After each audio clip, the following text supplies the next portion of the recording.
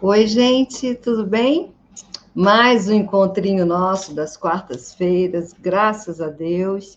Aqui estamos para falar da doutrina espírita, para falar de Jesus e mais uma vez trazendo, porque sempre é importante para nós trazer a mensagem do nosso mentor espiritual lá na nossa casa, que estamos até nos preparativos para publicar um livro com essas mensagens, porque elas são muito, muito, muito, muito importantes, né? E a gente sempre que pode traz aqui, fala sobre elas, explica um pouco mais sobre o que ele está nos mostrando, sobre o que ele está nos trazendo, né? Porque não é fácil falar para nós, né? Então, mais uma vez, está aqui uma mensagem do nosso mentor querido, da segunda-feira dessa semana. Mas antes de iniciarmos, lembrar a vocês que nós temos os canais do YouTube, o canal do nosso Instagram e do YouTube, e aguardamos que vocês se conectem para podermos ter mais audiência, para podermos fazer pontuações importantes nesse canal do nosso santuário.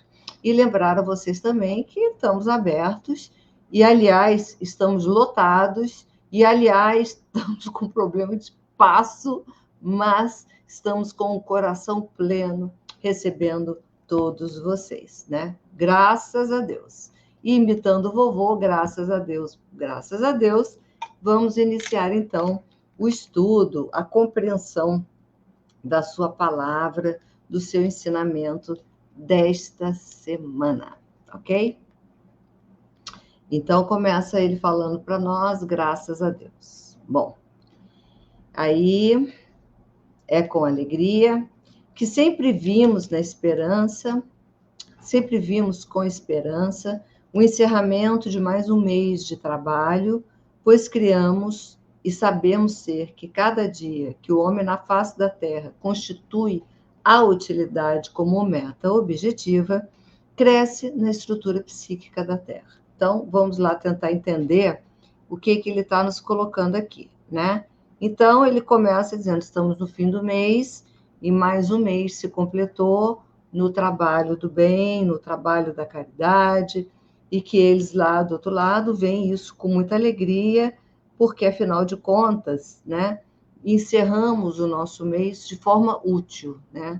Nós estamos úteis à obra, estamos úteis no trabalho do bem e com Jesus, né? Então, ele fala que todos os seres que habitam a Terra, uma faísca de esperança não contemplativa, aqui é importante a gente entender isso, não contemplativa em que sentido? Porque uma coisa é uma esperança que você fica lá, ai, que maravilha, meu Deus, eu espero que amanhã seja um dia bom, eu espero... Não, a esperança não contemplativa, tá? Ou seja, a esperança ativa, a esperança que faz, né? Por isso que a gente sabe que vai ficar legal, porque a gente faz, tá? Que então essa esperança não contemplativa, mas a esperança de que faz cada dia um dia melhor, na sua hora, no seu pensamento, e acorda crendo no Pai e se coloca útil à obra do Criador. Então, cada ser que sabe-se importante e reconhece que pode fazer essa diferença, quando ele assim se estabelece na face da Terra, ele está gerando processos de energia, ele está gerando processos que vão cada vez mais criando este ambiente psíquico, esse ambiente emocional, e as pessoas, desde o acordar, aí quando a pessoa acorda, ela naturalmente se coloca a serviço da obra de Jesus, tá? E da obra de Deus, nosso Pai Criador. Então, cada dia à frente, aí ele está dizendo assim, cada dia à frente, embora aos olhos da matéria não se vê isso de forma tão clara, ou seja, ele está dando informações de percepção que o mundo invisível tem sobre nós no nosso dia a dia na face da Terra, tá? Que os nossos olhos materiais não tem tanta percepção nem tanta clareza, né, sobre todos os aspectos que ocorrem no mundo. É claro que a gente não tem, a gente tem a nossa percepção pelo olho material, ela é muito pequena, ela é muito limitada, né? Então a nossa percepção é quase nada de uma realidade psíquica, de uma realidade emocional, de uma realidade espiritual, tá? Então ele diz que cada dia à frente, mas isso não se vê pelos olhos da matéria, né? Mas a cada dia à frente, a humanidade como um todo, à frente desse progresso terreno, constitui a tudo e a todos nesse planeta, consegue colocar uma plantinha, uma semente a mais de produtividade no bem, no amor e na vida. Olha, isso são boas notícias, né? São, assim, esperanças que a gente possa ter. Então, eles estão nos colocando que a cada dia, embora a gente não perceba, o homem na face da Terra está construindo, está produzindo, está plantando, está semeando essa produtividade positiva, a produtividade do bem, a produtividade do amor, e a produtividade que constitui vida, né? E aí ele fala, é claro que nos olhos da matéria a gente não tem essa percepção, né? Então a gente sempre fala, o mundo está difícil, o mundo está estranho, o mundo está não sei o quê, né? A gente não tem essa percepção aos olhos materiais, né? Aí ele fala uma coisa que mexe, até porque não existe vontade da parte daqueles que, à frente de todo o processo que une essa grande teia terrena, aqui ele se refere aos processos de comunicação, né? Então, por parte daqueles que estão à frente dos processos geradores de informação, né, da teia de comunicação do nosso planeta, não querem que esse progresso seja visto. Então, assim, o progresso não interessa, né? Quer dizer, o bem não é um fator interessante, vendável, atraente, né? Aos olhos das pessoas, mas também não é porque nunca é colocado nessa prova, né? Se você tem um noticiário, por exemplo, que grande parte do noticiário se dá somente a divulgação de coisas muito ruins, sejam catástrofes naturais, sejam ações nefastas do homem, etc., em qualquer campo que seja, né? Notícias sociais, policiais, políticas, etc., mas que tudo revela essa vilania humana, é claro que as pessoas vão se habituando a serem alimentadas por esse tipo de comida, né? Então, se você coloca uma pessoa presa numa estrutura, sem ela ter direito a nada, e só alimenta ela com determinada coisa, a princípio ela vai passar por aquele processo enjoativo, eu não aguento mais isso, mas é só o que ela vai comer, e quando sair dali, é só o que ela vai saber comer. Até ela voltar a ter, a desenvolver a vontade, o querer, o apetite para outras coisas, muita coisa ali já terá acontecido, né? Então, aqui ele fala, porque essas pessoas constituidoras dessa grande teia, tá? Ele só interessa que seja dado como informação às pessoas o desafeto, a iniquidade e a maldade. Então, assim, isso, a espiritualidade já fala conosco para mais de meio século, né? Que o sistema de comunicação, os sistemas de geração de informações e divulgação de informações são muito gerenciados, né, por espíritos equivocados em muita coisa, que aí gera isso, né? Quer dizer, o objetivo é o lucro financeiro, não o que é bom para uma sociedade. Então, a construção da consciência de massa, da informação a todos, passa por interesse de alguns. Se esse interesse é atendido naquela formatação que se estabelece, eles não mudam isso, não vão mudar, né? Então, se entra ano, sai ano, sobe um, desce o outro, vira aqui ou vira ali, os sistemas sempre serão sistemas de demonstração de erro, de agressividade, como ele fala de iniquidade, não é? De vilania e etc. Aí ele segue. Quando a vilania é mais atraente do que a bondade, é preciso que o homem se veja e se entenda de forma clara e objetiva sobre o papel que assumiu quando aqui veio na encarnação. Então a gente precisa parar para pensar, vem cá, eu estou aqui para quê? Né? Por que que eu vim? Por que que eu reencarnei?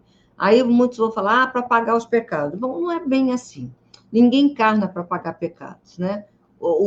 Digamos assim, que o haver com as suas dívidas é um processo natural. Mas o propósito encarnatório não é esse.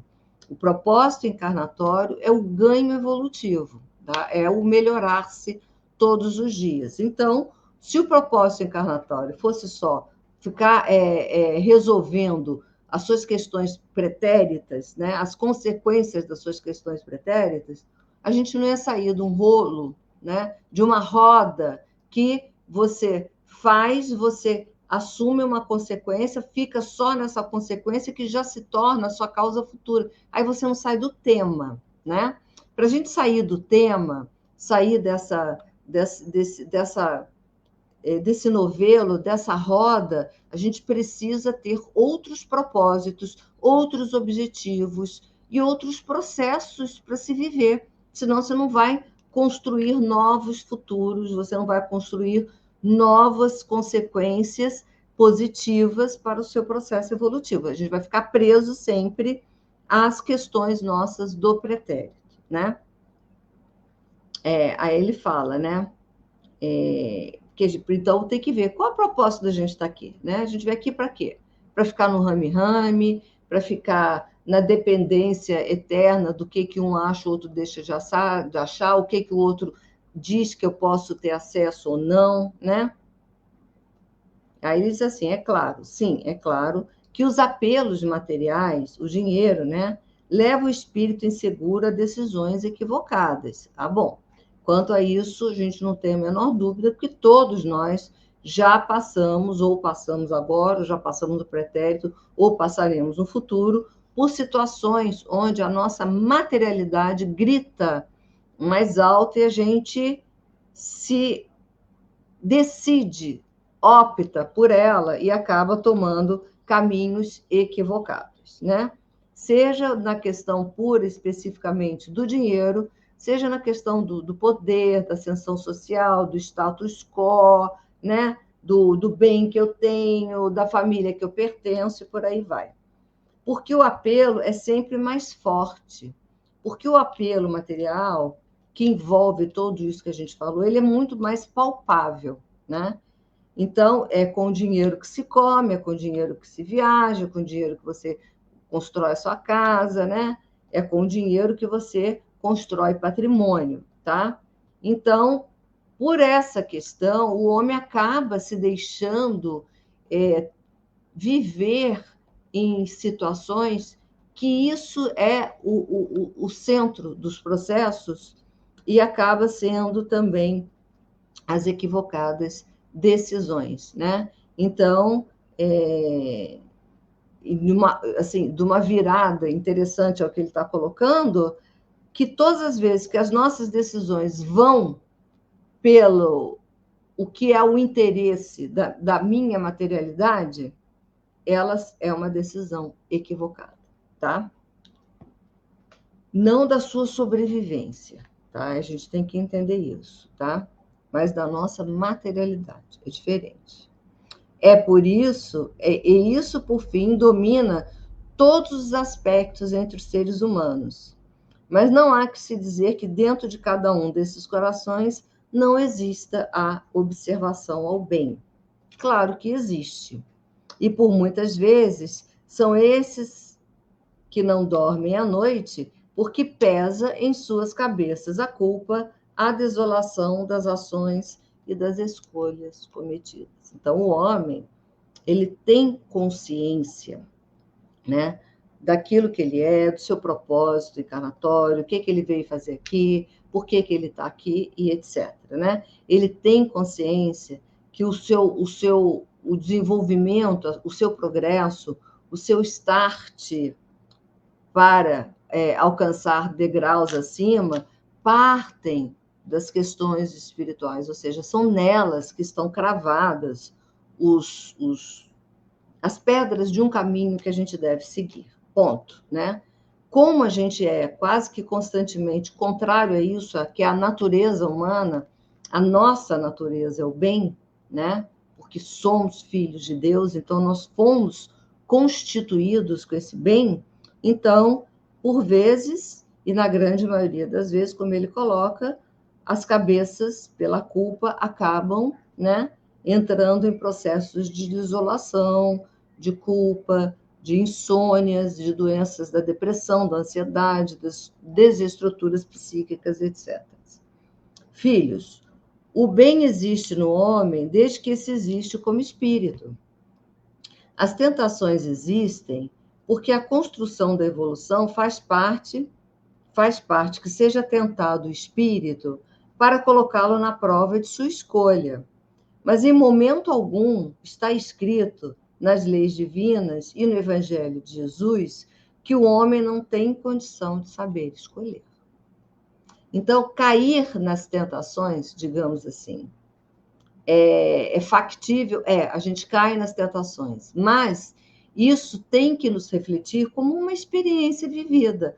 Cair na tentação não deu certo, ou cair na tentação e venci. Então, esses resultados é que entram nas balanças dos nossos processos. Então, as tentações existem, não é para deixar o homem desconfortável na sua existência, não é para deixar o homem doente na sua existência, mas vem, como ele mesmo fala, colocá-lo na condição de escolher. Você só vai evoluir, a gente só evolui, a gente só cresce se a gente toma as decisões e faz as escolhas, né? Ninguém cresce pelas decisões do outro, ninguém evolui pelas escolhas do outro, né? A gente evolui, a gente cresce, a gente melhora por nós, pelas nossas escolhas, pelas nossas ações, pelos nossos processos, independente dos resultados que eles vão dar, tá?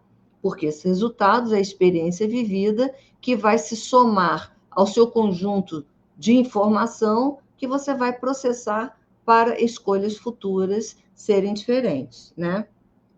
Aí, né? Então ele fala, em momento algum se diz que o homem não tem condição de escolher, ele tem condição de escolher, né? E ele fala, e nós sempre faremos a vocês esse apelo afetivo, esse apelo amoroso, que vem das almas mais infinitas do Criador. Procurem sempre a decisão pelo bem, e não se equivoquem, que se hoje faço uma escolha errada, conscientemente terei tempo amanhã para resolver. Aqui ele pegou muito fundo. Olha, não se equivoquem, né? Não se equivoquem na ilusão de que a gente tem sempre o tempo ou a gente terá sempre a oportunidade em relação àquela decisão, àquela escolha errada conscientemente, tá? Porque inconscientemente a gente já faz misérias e faz muitas vezes, mas conscientemente é que é o dever que é chamado a responder por isso, né? Aí ele fala, não que se equivoquem com isso, porque o tempo futuro pertence a Deus, e somente Ele. E a condição desse futuro é que pertence ao homem. Então, o homem, ele tem que começar a entender que, como artífice da sua própria história, da sua própria evolução, ele tem esses instrumentos na mão e essa condição. Agora, o homem quer entrar na seara divina sem querer dar conta da seara que lhe cabe. Então, é aquela história, né? Eu prefiro olhar a vida do outro, a confusão do outro, sei que dar palpite e julgamento, do que olhar a minha. Então, é muito mais fácil eu querer me meter, né, nas questões que competem à divindade, que competem à espiritualidade, e naquelas que me competem, eu finjo que não estou vendo, né? Porque por essas aí eu tenho que responder, né? Bom, aí ele fala, não se equivoquem, tá? É isso que se precisa entender. Terei um futuro em equilíbrio? A decisão é de cada um. Como será o dia à frente? A decisão é de cada um. Então, se acreditam que cada equívoco cometido há uma resposta do universo a isso, equivocam-se. Não é do universo a resposta, né? É aquela coisa que a gente, não compreendendo bem a lei de ação e reação, acaba acreditando, né? Ai, que o universo vai me devolver algumas coisas. Não, quem está te devolvendo não é o universo. Quem está construindo isso é você. Não é o universo, né? É você. Então, tudo que você constrói, você responde por isso. Tudo que você faz, isso está em algum lugar lhe aguardando, para que você vá receber os louros, né? O mérito da ação positiva ou responder pela ação negativa, tá? Então, ele está falando, porque a gente sempre acha, não, é que aquele futuro, minha vida, oh, meu Deus, é tanto problema, é tanto isso, como se fosse um jogo de tabuleiro estabelecido na espiritualidade, agora esse aqui vai sofrer isso, agora aquele ali está ali, aí pega aqui e mexe os peões. Não é isso, né? Não é isso. Então, não é que a cada coisa que a gente faz, o universo vai nos responder, mas tudo que nós fazemos, a gente vai responder. Diferente, né? Ele fala, é a tal pedra que entra no caminho da noite para o dia, né? Então, você está lá, trilhando seu caminho, e do nada aparece uma pedra desse tamanho na tua frente. Ponto. E o que leva ao tropeço, né, que leva a dificultar o trajeto, quer dizer, é um ato de dificuldade no seu trajeto, né? E aí as pessoas perguntam, por que tem essa pedra na minha vida? O que eu fiz, Deus, para ter uma pedra na minha vida, no meu caminho? Por que agora eu tenho que ou quebrar essa pedra ou escalar um morro para passar por essa pedra, né? Aí ele fala, não é essa a pergunta que a gente deve se fazer. Mas, sim, por que coloquei essa pedra aí? Né? Qual momento da minha vida eu coloquei essa pedra aí? Né? Aí, essa é a visão que a gente tem que ter, né? Quando eu coloquei essa pedra aí, né? Qual a razão, qual o motivo que me levou a colocar essa pedra? Porque aí ele segue. Porque o pai não cria caminhos tortuosos para nenhum filho. Os caminhos dados a todos, no início da criação, foram todos iguais.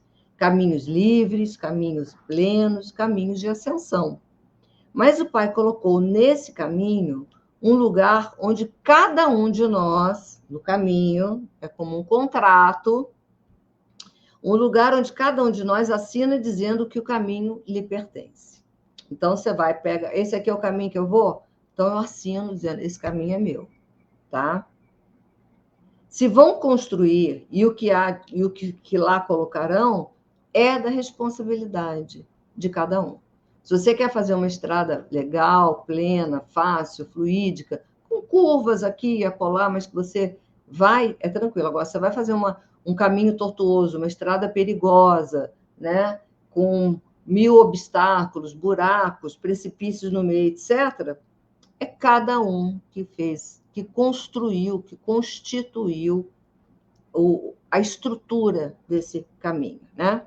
Então, quando hoje nesse planeta, que ostenta a fome e a miséria como se fosse prêmio, como se fosse uma medalha colocada ao peito, quando sentimos pelo aroma e pela visão o significado do bem, mesmo tímido e mesmo receoso, em cada um, isso é para nós um canto de vitória, um aleluia. Então, assim, no mundo, como ele fala, que o homem delega o próprio mundo onde ele vive a outros homens, a outros reinos, a miserabilidade absoluta, né? A fome, a miséria absoluta, um cadinho de cheirinho, de aroma, ou uma percepção visual de um bem estabelecido, é uma aleluia. Por isso dizemos no começo, que ele fala lá no começo da mensagem, que é muito bom ver ao final de cada dia de cada período, que a vida continua e que a evolução, o progresso e a melhora no homem, como um todo, começa a aparecer. Olha que gratificante, né? Que a pessoa, mesmo num caminho tortuoso, outro mesmo com dificuldade, mesmo num planeta com disparidades absoluta, nessa confusão toda, se a gente consegue estabelecer pequenos bens,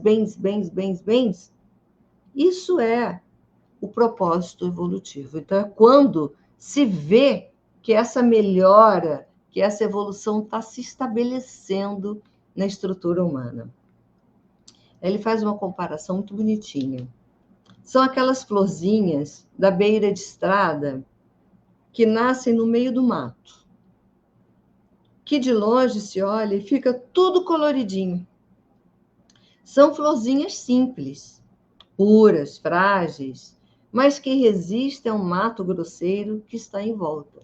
Quer dizer, aquele mato grosseiro poderia estar tirando oxigênio, alimento, não sei o quê, mas aquela florzinha frágilzinha, mas bonitinha, ela consegue nascer no meio de um espaço árido, difícil, que talvez assim, mas ela consegue tirar a vida daquilo e se estabelece, né? Então, o bem é como essas florzinhas, né?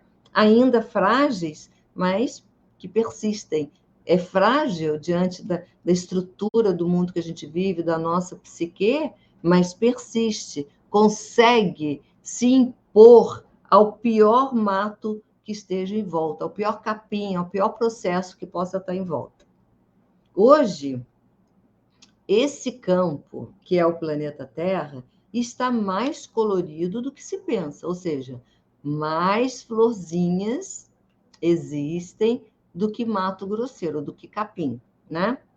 Embora tenha cicatrizes profundas. Bom, isso ninguém pode ter dúvida, porque é só saber, né, quem fomos nós, o que nós fizemos, para poder saber as cicatrizes que estabelecemos na nossa história, na história da comunidade planetária, né, do todo planetário, né? E essas cicatrizes irão, tempo à frente, manifestar a resposta de ajuste dos erros cometidos, tá?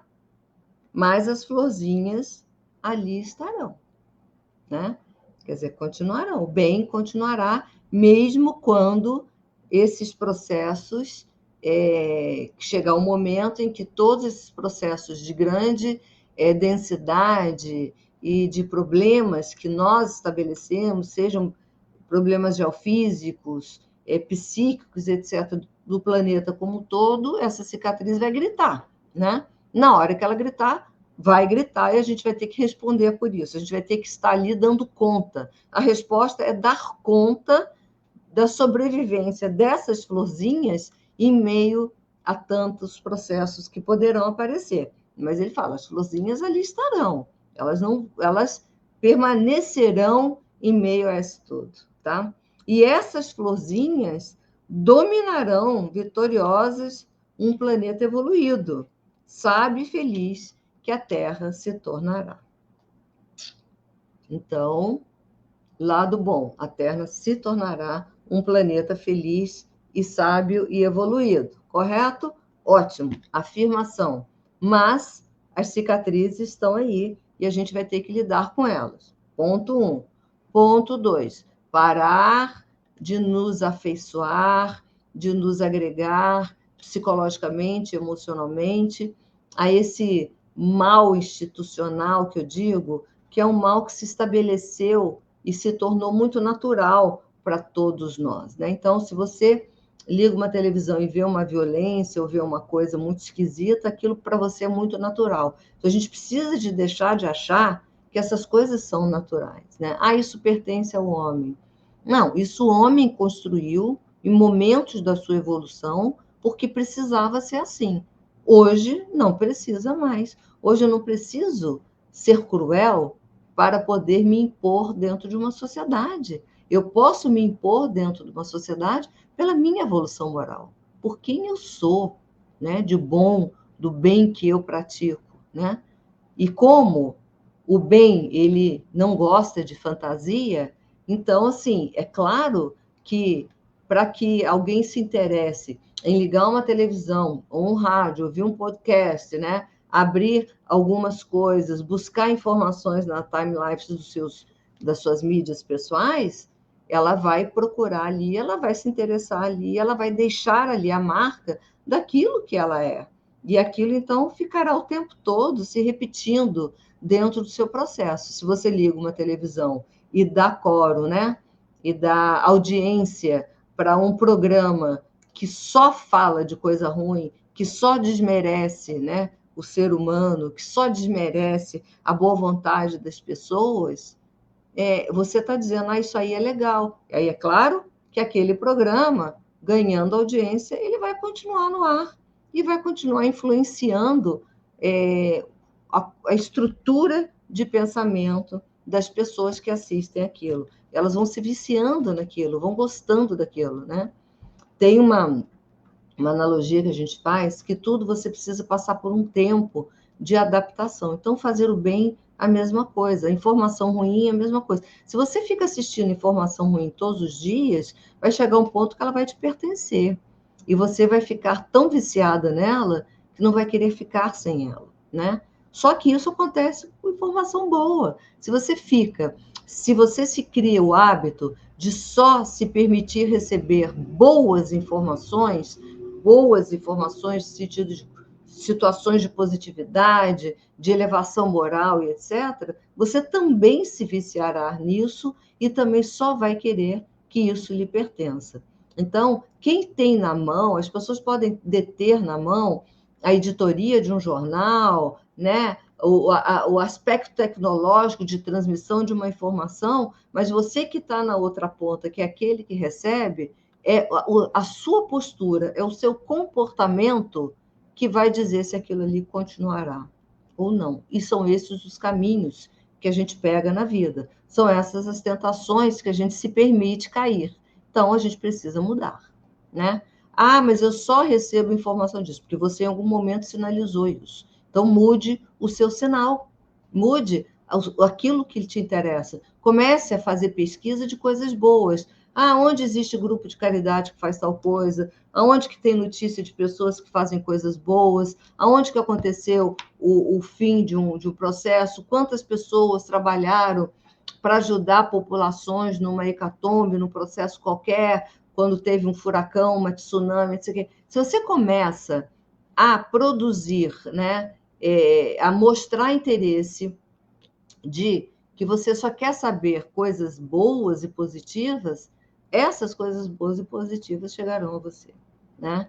E você vai se despoluindo dessa informação global, massificadora, que, como os espíritos já falaram há muito tempo, tem interesse em manter refenizado a mente humana nos processos da iniquidade, da vilania e da maldade, não é? Então, que Jesus nos abençoe, nos ampare, nos ilumine hoje, por todo sempre, que a gente tenha uma semana abençoada, na luz e na paz de Jesus, que o coração do Mestre se abra, recebendo todos nós a todo instante, que a gente possa dizer para nós mesmos: nós somos felizes, nós queremos o bem. E o bem nos pertence, o bem está conosco, e nós estamos nesse caminho e traçando daqui à frente um caminho de luz, um caminho de prosperidade, um caminho de alegria, um caminho de fraternidade, o caminho do bem. Que Jesus nos ampare e nos ilumine hoje e todo sempre. Tchau, meus amores. Paz e até quarta-feira que vem.